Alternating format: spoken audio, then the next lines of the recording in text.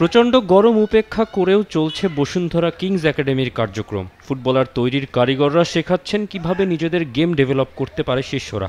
আমাদের team shape বুঝতেছি, game কিভাবে খেলতে হবে, কন্ট্রোল, সব স্ক্যানিং, পাসিং সব কিছু আমরা বুঝতে পারতেছি আস্তে আস্তে।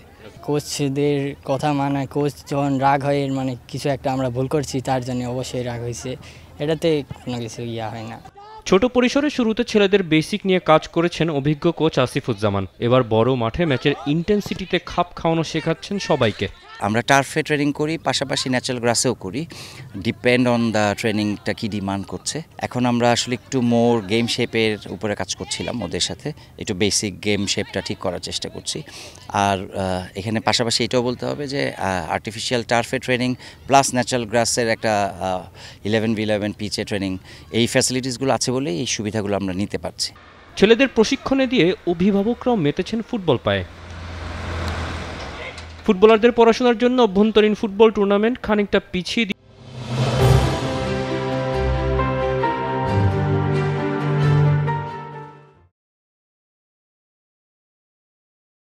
দিয়েছেন বসুন্ধরা কিংসের টেকনিক্যাল ডিরেক্টর বায়েজিদ জুবায়ের আলম নিপু। তিনি জানান, হামজা সমিতদের সঙ্গে খেলে দেশের ফুটবলাররাও অনেক কিছু শিখতে পারবে। তবে ফুটবলের সার্বিক উন্নতির জন্য ক্লাব ভিত্তিক একাডেমি তৈরি করে খুদে ফুটবলারদের গড়ে তোলার বিকল্প দেখেন না এই অভিজ্ঞ কোচ। কিছু কিছু প্লেয়ারের যাদেরকে আছে ওদের ফার্স্ট টার্ম বোধহয় পরীক্ষা চলছে, তো ওরা বলছে পরীক্ষার জন্য কয়েকটা দিন পরে শুরু করলে।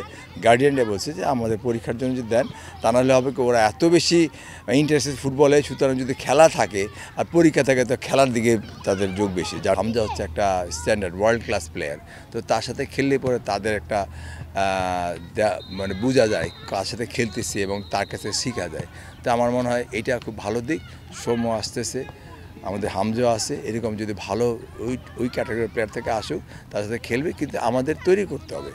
টার্ফ কিংবা ঘাসের মাঠ, দু ধরনের মাঠেই খুদে ফুটবলারদের খেলার অভিজ্ঞতার সুযোগ করে দিচ্ছে বসুন্ধরা কিংস ফুটবল একাডেমি। অনুশীলনের পাশাপাশি শিশু কিশোররা ফুটবল পায়ে একসঙ্গে ভালো সময় কাটাচ্ছে একাডেমিতে। তৌসিফুল হাসান, নিউজ 24, ঢাকা।